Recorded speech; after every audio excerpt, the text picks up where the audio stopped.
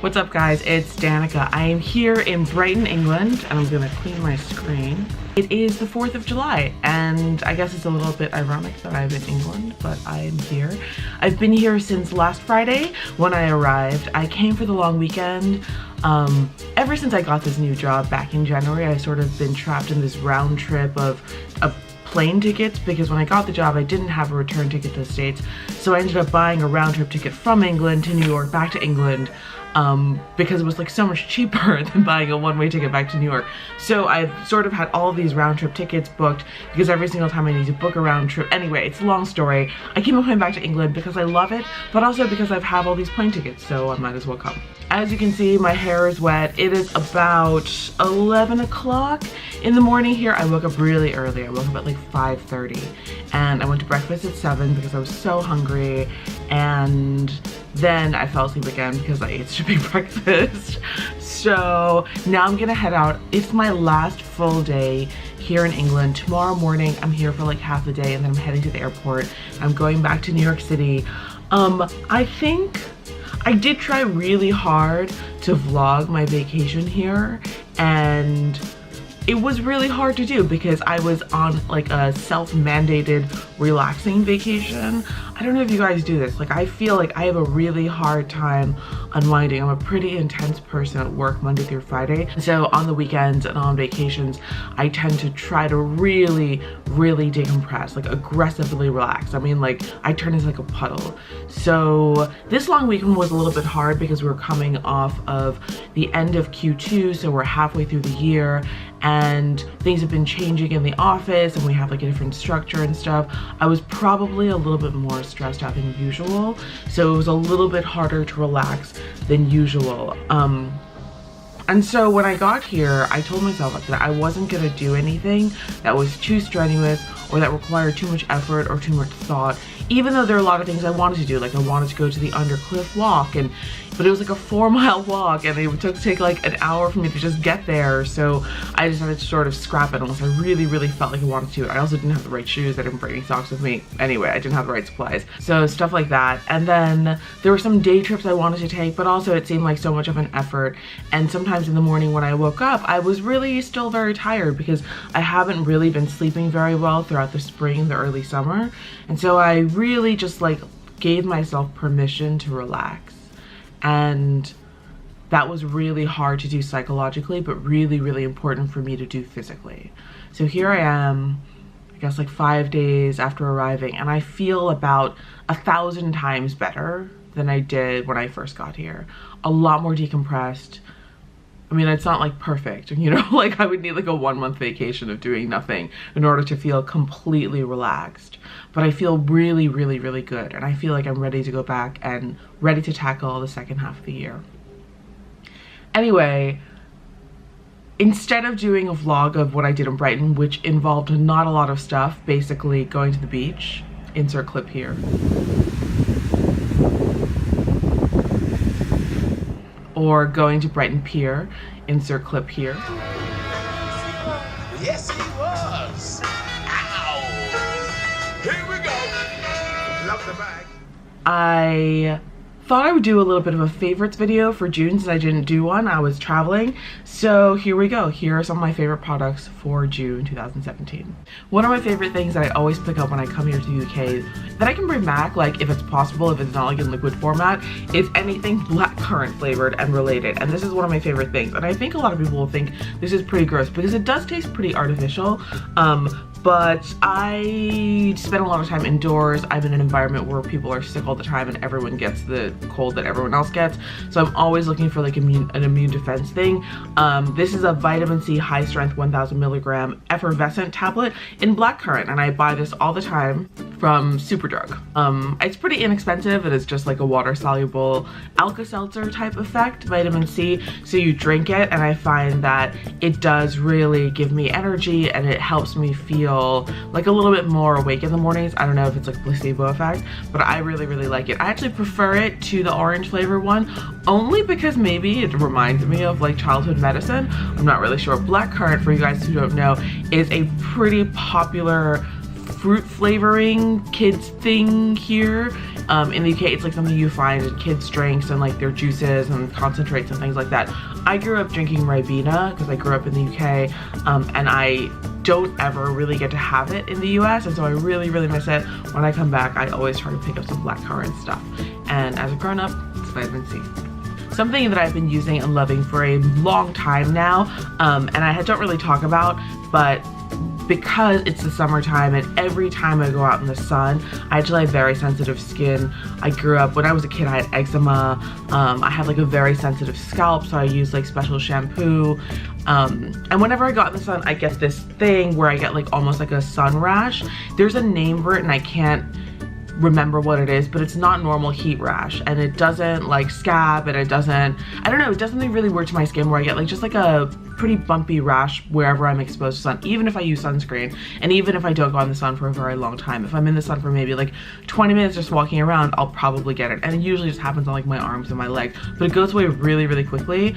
But it is really itchy like when I have it. So the only thing that works, and hydrocortisone doesn't work, like Benadryl doesn't work, the only thing that works for me is this cream that you can buy in England called E45, and this cream comes in all different formats. So it comes in like a thicker cream, and it comes in like a tub, and it comes in like, you know, a body lotion format. This is my favorite, the itch relief version of the cream, and it looks like this, and I can only really buy it in England, so I always try to buy a big tube. Look how big this tube is. I try to buy a big tube whenever I'm here because it's also really inexpensive here.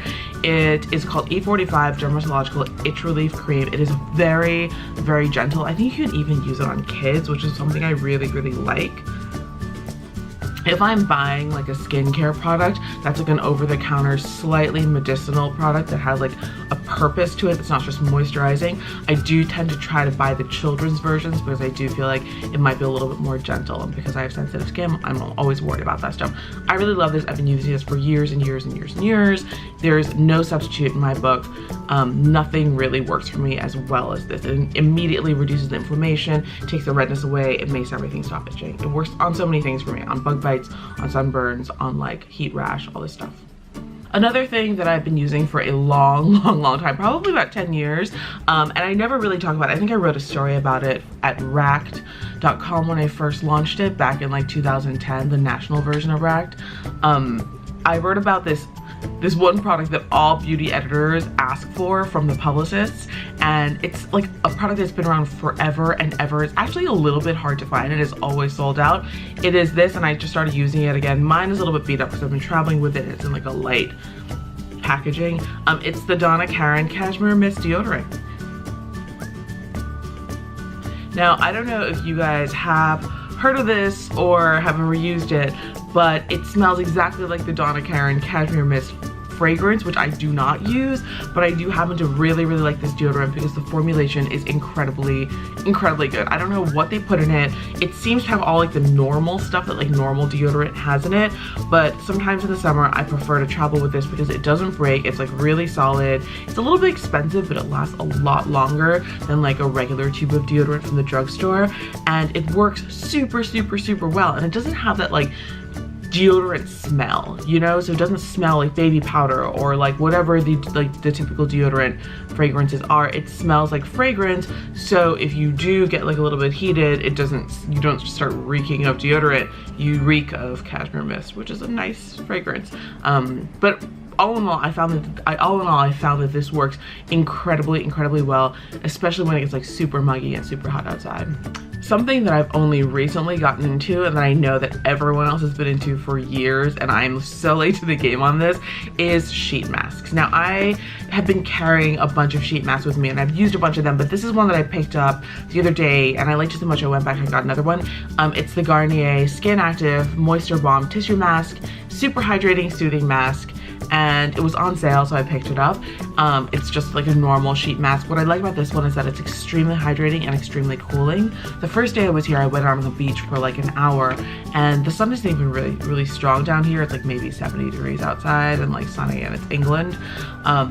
but I came back, my skin was a little bit like, it wasn't sunburned because I was using SPF 50, but it was definitely like a little bit drier and like a little bit confused about what was going on. So I put this on. It's extremely hydrating, extremely cooling. My inflammation went down immediately. My skin looked amazing afterwards, like immediately afterwards. I was so happy. I went and got another one, and I got a few more from the line. What I've been doing as like, you know, this year, as I am getting older and older, I feel like this happens in your late 30s, your skin just responds really, really well to skincare. When I was younger, I've been using anti-age skincare since I was like 14, like since I had like an allowance and was allowed to buy my own beauty products. But I feel like when you're younger, you don't necessarily notice the effects so much because your skin is already really good. But in your late 30s, you definitely notice the effect. So if I use a mask or something, I immediately notice that my skin is like much better that day and my skincare products go on better. So I've been using masks a lot more frequently, probably 3 or 4 times a week.